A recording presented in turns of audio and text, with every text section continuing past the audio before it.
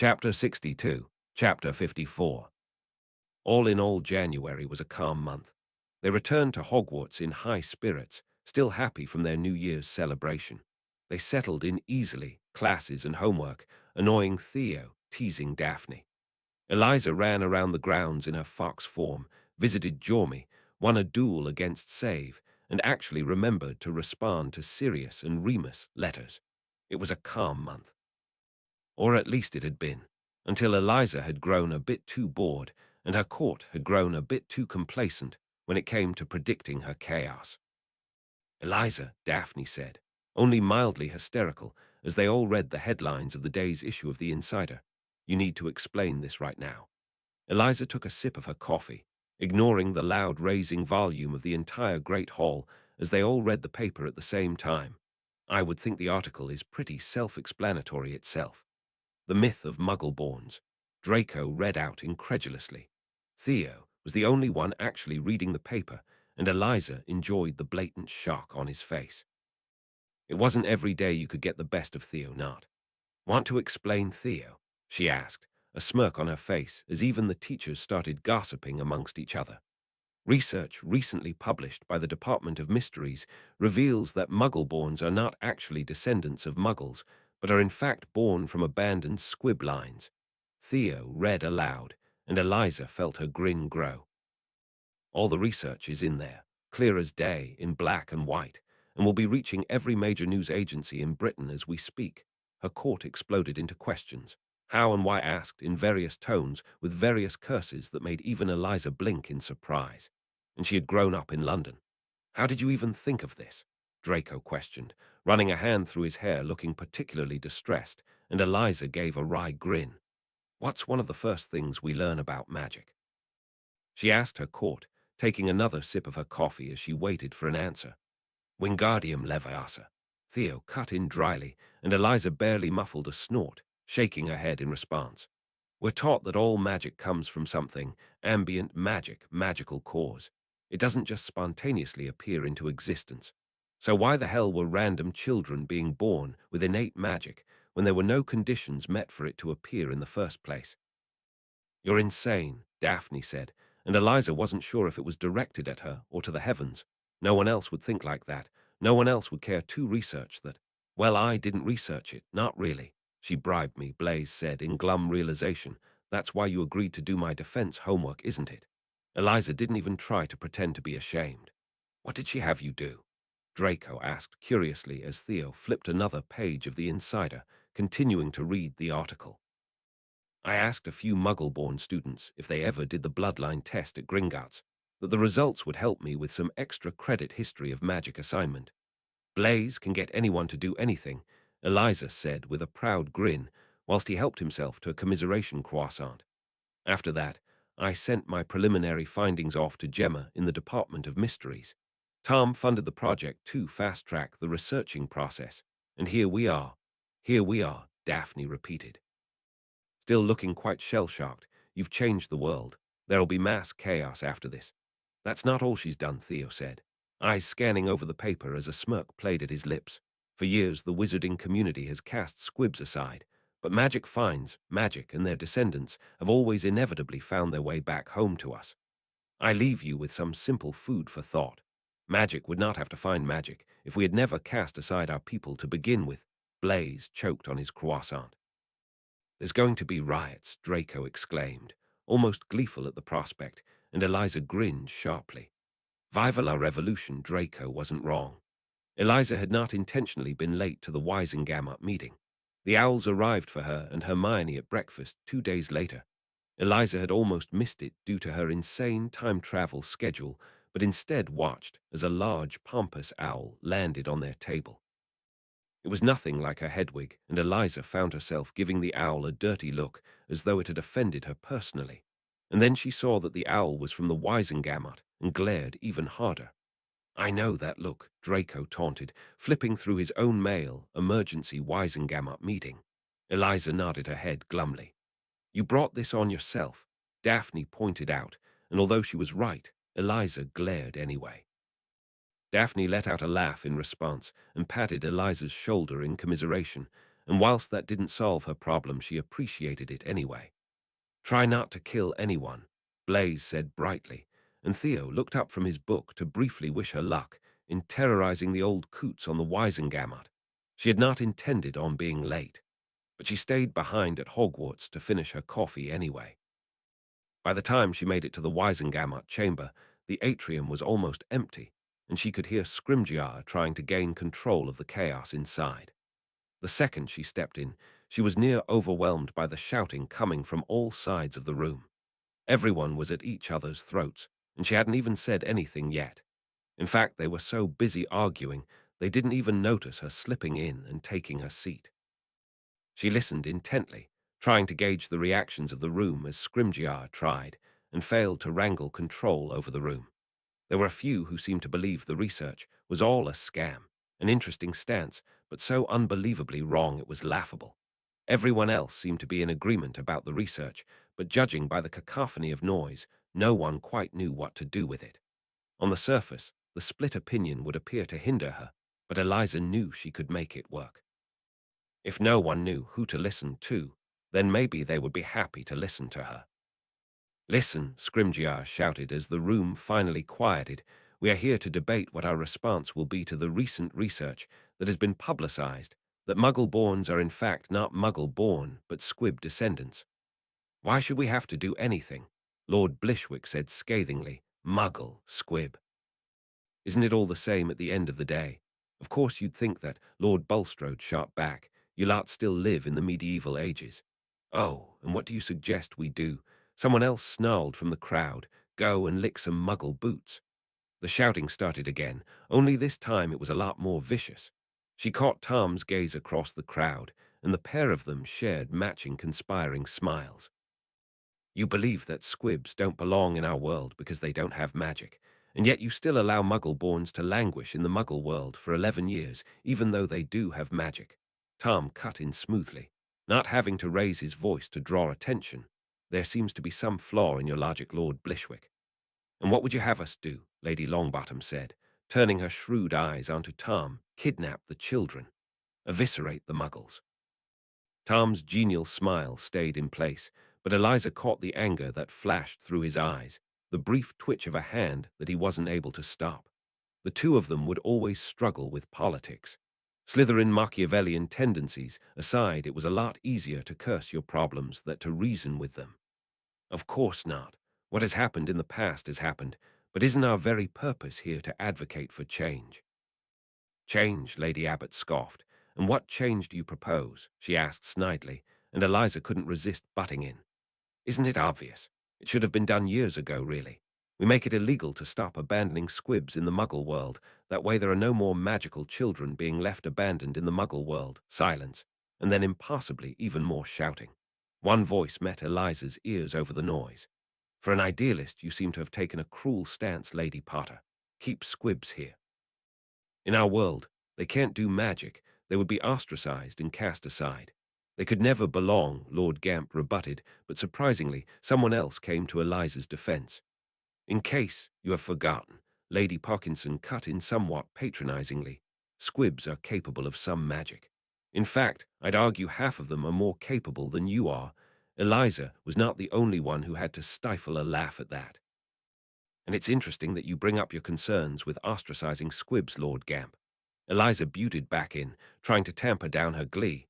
"For what are we doing to Muggle-borns? If not abandoning them to a world, they will always be separate from, always be different and judged. You may call me an idealist, but at least I have ideals. The only thing you seem to care about is prolonging our people's suffering."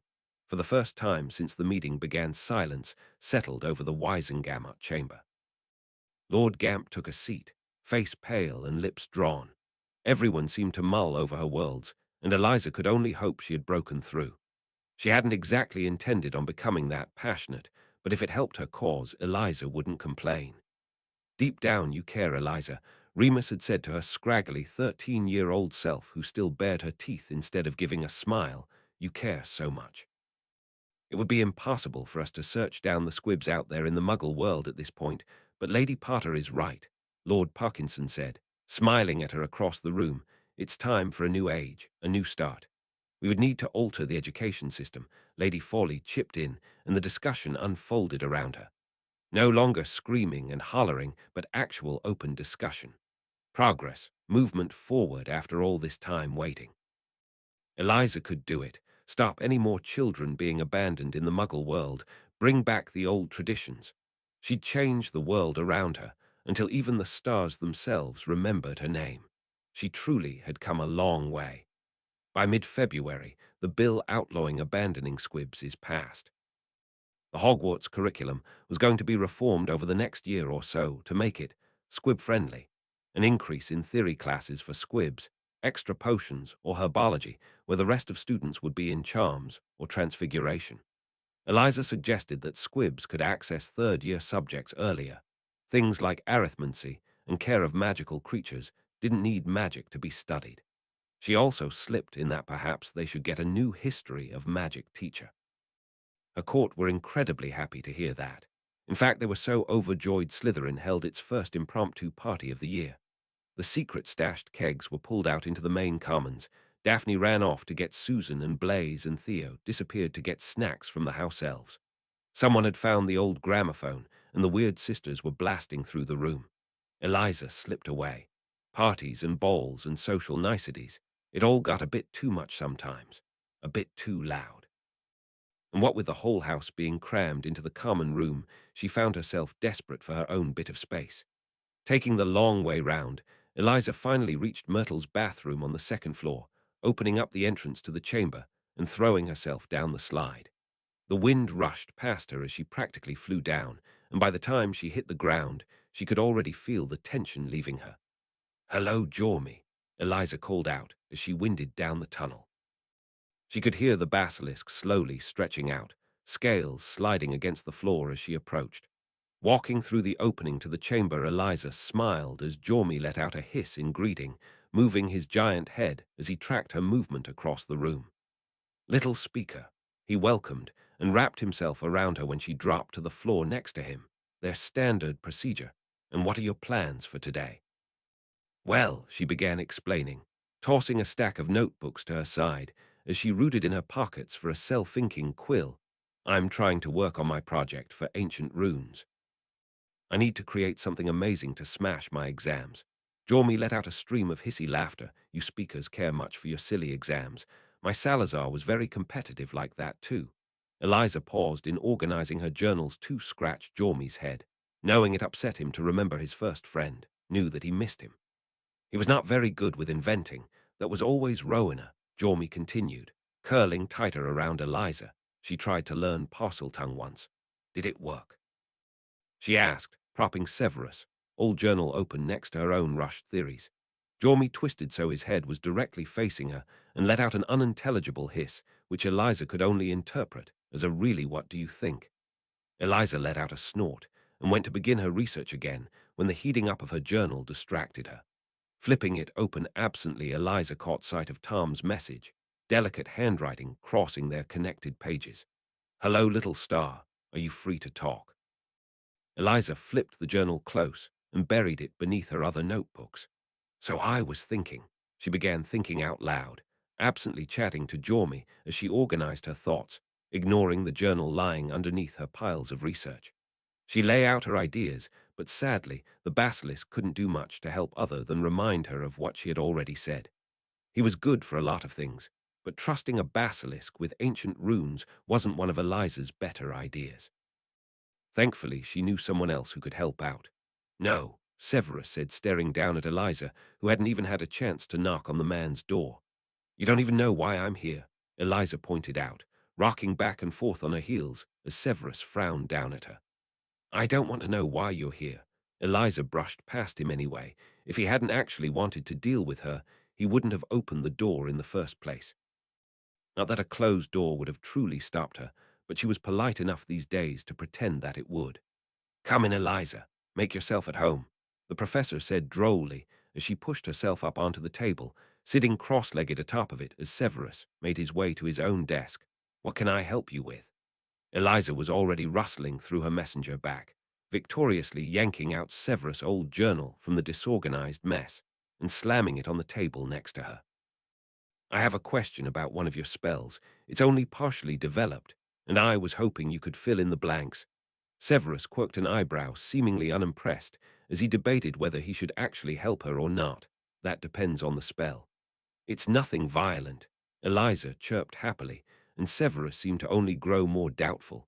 It's your adaptation of the Homnum Revelio spell, a sigh of relief. I remember that one. As I recall, I never quite finished it. You didn't. Eliza acknowledged and then grinned, but now I get to take the credit, so it worked out rather well. He glared at her across the way, but couldn't dampen the small ghost of a smile that flit across his face. She knew she'd get him to crack eventually. What did you need to know? Eliza flipped to the page, tossing it across the room towards him, and pulled out her own notebook.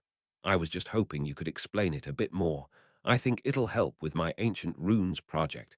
Severus let out a considering hum, reading his own spidery handwriting before delving into an explanation. The Homnum Revelio charm is good, but I found it lacking. You would have to recast it near constantly to get an accurate picture of the area. I thought that perhaps I could develop it, turn it into a sustainable charm akin to Lumos, so you would be alerted if there was anyone nearby at all time. I assume you noticed the problem. He asked, and Eliza nodded, pointing to a page in her own notebook. For the spell to be sustainable, you sacrifice its long-reaching effects. It would be able to tell you if anyone was in the area, but the area would be a small radius around you. Severus nodded, letting out a defeated sigh. I could never mitigate the problem, and then gave up, but I have always been focused on spells, not enchantments. I assume you have a runic-based idea. Eliza nodded gleefully, leaping off the desk to come join Severus at his. I was thinking of combining this spell with a locator one. She began to ramble on. Severus interjected occasionally, helping her bounce around her ideas, and Eliza felt a contented smile sip onto her face. Jormy was great, but he wasn't quite as helpful in this department. There was only so many times she could listen to him bargaining for rabbits before she wanted to give in altogether. Rabbits were not going to help her pass her exam. Severus read through her research, the rough drafts that were scattered on random pages throughout the notebook, and glanced at her, clearly impressed and slightly amused. You do know your thesis is somewhat illegal. Eliza shrugged her shoulders with a wry grin. I'll make it work. She always did in the end. Hogsmeade weekend, Draco announced as he slipped into his seat at the table. He spoke as if he was bringing them all important news, and that Hogsmeade weekends weren't planned and announced weeks in advance. They all let him have his dramatics anyway. Merlin, I'm dying for a milkshake, Daphne said longingly, and Eliza snickered as she and Blaze started arguing about the merits of milkshakes over butterbeer. And what are you doing today, Eliza? Thea questioned wearily, as if he already knew he wouldn't like her answer. She's coming to the new Quidditch shop with me, Draco proclaimed instantly. I'm going with Draco to the new Quidditch shop, she echoed, smirking slightly when Draco let out a small laugh. Theo continued to stare at them mistrusting, and Eliza broke, heaving a sigh. I'm popping over to Muggle London. I need to get something for my ancient runes project. Why? Blaze questioned, breaking away from his argument to cast a judging look towards her. More affordable, less time-consuming. Eliza ticked off the reasons, and then glanced at Daphne. Better milkshakes. They couldn't argue with that one. You'll still come with me, though, right? Draco asked, and Eliza sighed dramatically. I suppose, she said in a false mournful tone. If I must. Draco let out a cheer and rushed out of the hall, seemingly forgetting that, for them to visit the shop together, he actually needed to wait for Eliza herself. She was sure they'd catch up with him eventually, and they did. Eliza spent a few hours with her court, wandering around Hogsmeade in the slightly gloomy March weather. By the time she slipped away, it was already growing dark outside. The drizzle that had been consistent all day was even covering London when she stepped out of the leaky cauldron. The streets were packed, people parading umbrellas or accepting their grim fate as they trod down the pavement, all busy with their own lives, unaware of what lived alongside them. Giving her head a quick shake, Eliza slipped by into the crowd, aiming to get away from the main bustling high streets. Apparating would be much quicker, but you never quite knew what could be lurking around the corner in London. Besides, it was only a quick walk from Charing Cross to Mayfair. Ducking into a shop, Eliza walked back onto the busy streets with a steaming cup of cinnamon coffee and started walking. Mayfair, for all its ridiculous ostentatious aesthetic, actually boasted a few antique shops, old antique shops, and it was just what Eliza was looking for. She needed to find a compass. She could have found one in the wizarding world, but it would have been a pain to track one. And then she would mostly likely find it from an enchanter, and then it would cost an extortionate amount. And then Eliza would only have to strip off any pre-existing enchantments anyway to craft her own. No, it was easier to find one in the Muggle world. If she had to use alchemy to get it to reach her specific requirements, then it would only get her higher marks in the end. She planned to create her own version of a compass, but instead of having it point north, she thought it could latch onto a person, pointing you in their direction no matter where you went. Of course, the initial idea was a purely sentimental one. Eliza figured with enough tinkering, she could get the compass to warn you if said person was in danger, or ever how far away they were. But that was dangerous magic, and would probably need blood, far too illegal for her ancient runes newts for now. So instead she decided her exam project would point you towards home. In the same way the Marauder's map was woven in with Hogwarts wards, the compass would tap into the wards of home, wherever that may be. Draining the last of her coffee, Eliza smiled happily when she found the shop, the soft golden light beckoning her inside. The bell rang above her head, and she was instantly hit with the smell of old books and varnished wood. There was no organization here. The shop was crammed from the ceiling to the floor, each shelf, each nook and cranny crammed with a forgotten piece of history. She loved it. Slowly she picked her way through the shop, searching methodology as she moved, feeling like a ghost among the shelves. She found portraits and rings, jewels and maps. There were old children's toys and wooden carvings and half-ruined journals. Water-damped penmanship telling stories of those long dead, buried beneath centuries' worth of other findings. It was easy to get lost in a place like this. It reminded her of the room of requirement. It isn't often we get your kind here, Death's Child. A wispy voice came from behind the shelves, and Eliza startled, almost tripping over her own feet. The man seemed old, not elderly, though. If Eliza had to describe him, she would say he was well-worn. His face was adorned with laugh lines, crinkles by his eyes, and he seemed to favor his left leg slightly. But other than that, he was bright, eyes lively as he smiled at her. Like the rest of the shop, he was timeless and ancient at the same time. And when he smiled wider, Eliza caught sight of two pearly white fangs. It isn't often I meet an antique-selling vampire, so I suppose that makes us even. Us rarities have to stick together, he said, smiling kindly. He had an accent she couldn't quite place, and absently she wondered if he was older than everything put in this shop altogether. You must be quite powerful to carry death's mark so young, and you must be quite old to recognize it. Eliza shot back, trying to deflect his attention away from her, some small part of her hating his easy, kind smile and warm eyes. Look at us, he said jovially, learning more about one another by the minute. Eliza was not a trustworthy person, but when he asked if she wanted to stay for a cup of tea, she said yes anyway. Forgive me if I'm wrong, the vampire said, pushing a cup of tea over to Eliza. The table they had settled at was in a similar state to the rest of the shop, covered in dust and history, and Eliza took a sip of her tea from a cup that probably had decades on her.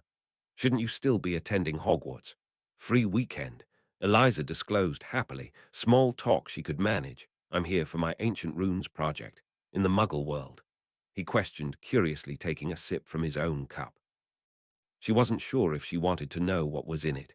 Giving a careless shrug of her shoulders, Eliza answered, I'm a bit of an inventor. Muggle materials are easier to manipulate in this case. Necromancer and an inventor, he said, half impressed and half joking. Vampire and a hoarder, we all have our interests. The man titled his head back, letting out ringing warm laughter, graying hair catching in the dim light. It has been a long time since I have had such refreshing company. Eliza soon learned that the man was in fact called Francis, call me Frank, and he had long since forgotten when he was turned into a vampire. He recalled his human life with clarity, small town, whirlwind romance. His wife was a noble and ran away with him. They started a farm, married, had kids, and then his wife became ill, and back then there was no way to save her. Frank held onto her old things and the things of friends when they passed, and then strangers. He enjoyed it, keeping fragments of their memories alive, preserving history as it was made. And when he was turned, he continued to do so. He explored, fought in wars, and lived and laughed and cried, and kept the memories of everyone he had ever met. Here in this shop. A cat appeared from behind the shelves, slinking forward before leaping onto the table in front of Eliza. It was pure black, big green eyes curious as she peered up at Eliza. Giving in, Eliza scratched the cat behind her ears, smiling slightly at the loud purring. Living with Sirius for so long had converted her into a bit of a dog person, but she quite enjoyed the cat's company all the same.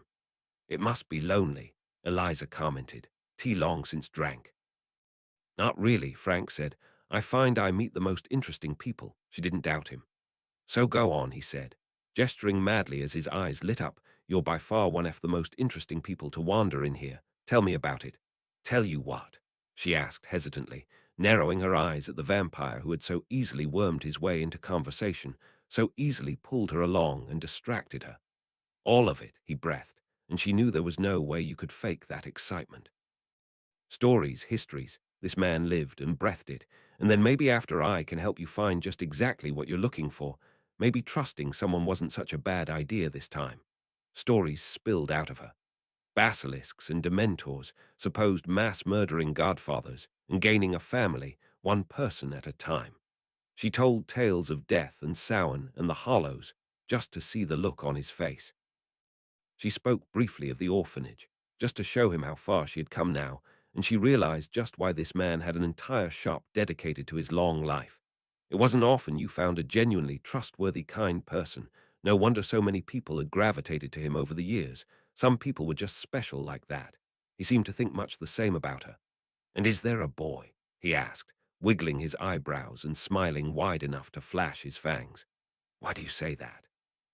"Oh, there's always a boy," he said grandly before pausing, "or a girl. In fact, I once knew a chap who tried to marry Westminster.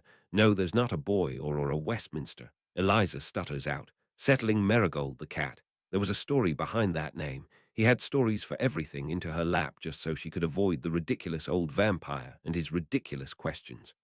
"But there is someone." Frank spoke, eyes perceptive and knowing. She let out a defeated sigh. "His name is Tom," and the stories began again. She left some time later with a full bag, a beautiful compass from some unknown time in the 20th century, a box of tea, also from some unknown point in time, but probably not poisonous, a few necromancy scrolls, and a promise to visit again. "I'll come back," Eliza said shortly when she paused by the door of the shop. It was dark outside, or as dark as London could get, and it was still raining slightly, but she found she didn't really care. Make sure you don't get too lonely. She didn't want to admit how quickly this place had grown on her. Frank grinned, fangs flashing, and for a moment he looked as young as she did. In exchange for a few stories, you'll have yourself a deal. A deal Eliza was willing to make. She said as much when she finally left the shop, stepping out into the cold world beyond the little timeless sanctuary Frank had made for himself. His tea was almost better than Remus. Setting off back towards the leaky cauldron, Eliza almost didn't notice when someone fell into step beside her. She continued to walk in silence for a while, boots splashing through puddles, before she turned to look up at Tom, who had somehow managed to find her in the bustling, busy crowds of London. "Are you stalking me now?" she questioned, making a turn and beginning to cut through the West End. The billboards were bright and glaring, red and gold, show lights twinkling everywhere as they walked. "You're a hard person to find," Tom said in lieu of a reply. "Barty mentioned you'd be lurking around here tonight." Eliza gave a non-committal hum, shouldering her bag higher as they weaved in and out of the bustling crowds. Barty was a traitor. "You know," Tom said liltingly, "I have the strangest feeling that you've been avoiding me. And what if I am?" Eliza challenged, never one to leave well enough alone. Tom blinked in surprise, red eyes wide as he stared at her, mouth opening and closing silently. He had stopped walking, and Eliza paused in her stride as well, turning to face him. "What if I am avoiding you? What would you do?" People were hurriedly brushing past them, and Tom let out a sharp exhale, running a hand through his hair as someone else barged past him. "We can't do this here." He held out his hand for her to take, and for one petty moment, Eliza was tempted to just walk away. Instead, she placed her hand in his, and they apparated away with a crack. They landed in a park, Hyde Park from the looks of it. It was practically abandoned, grass wet and muddy beneath their feet.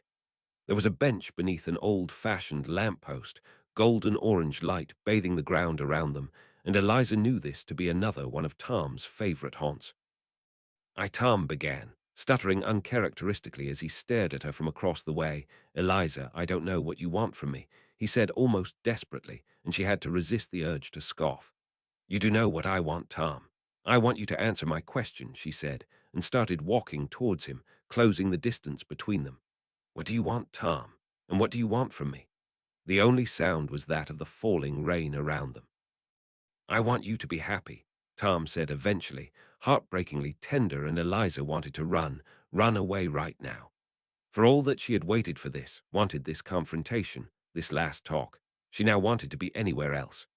Anywhere that wasn't near Tom's open and earnest words, full of a raw tenderness she didn't think he had been capable of.